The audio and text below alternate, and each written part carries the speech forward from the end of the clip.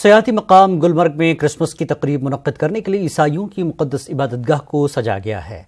इस इबादतगाह के इर्द गिर्द पूरी तरह डेकोरेशन की गई है। वाज़ेह है कि गुलमर्ग में मौजूद ईसाइयों की इस इबादतगाह की निगहदाश्त बरसों से मुसलमान ही करते आ रहे हैं। मुसलमान ही इस इबादतगाह की देखभाल करते रहे हैं। काफ़ी तादाद में सयाह गुलमर्ग में क्रिसमस मनाने के लिए यहाँ पहुंच रहे हैं।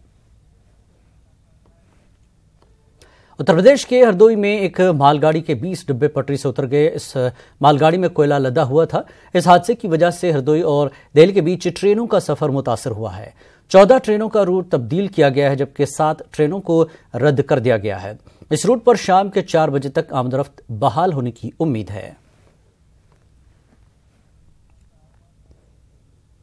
सिख फॉर जस्टिस की नई करतूत सामने आई है। सिख फॉर जस्टिस ने हिंदुस्तानी फौज की जानिब से एक फर्जी खत शाया किया है। इस खत में रेफरेंडम 2020 का जिक्र किया गया है, ताहम हिंदुस्तानी फौज ने इस खत को एक शरारत बताया है।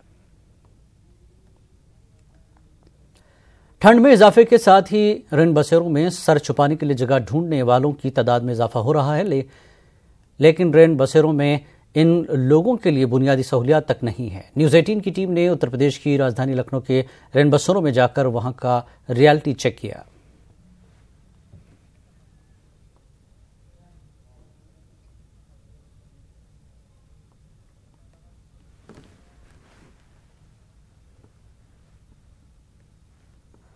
इंडोनेशिया में कल शाम आई सुनामी ने संगीन सूरत हाल इख्तियार कर ली है। समुद्री आतिशबाजी फटने के बाद सुनामी आई है। सुनामी की एक वजह अब तक 168 अफराद हलाक हो चुके हैं, जबकि सैकड़ों जख्मी भी बताए जा रहे हैं। साहिली इलाकों में काफ़ी तबाही भी हुई है। जावा और सुमात्रा जज़ायर के वस्त वाले इंडोनेशिया के इलाकों में सुनामी आई है।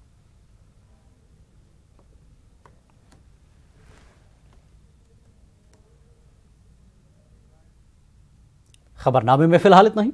आदाब।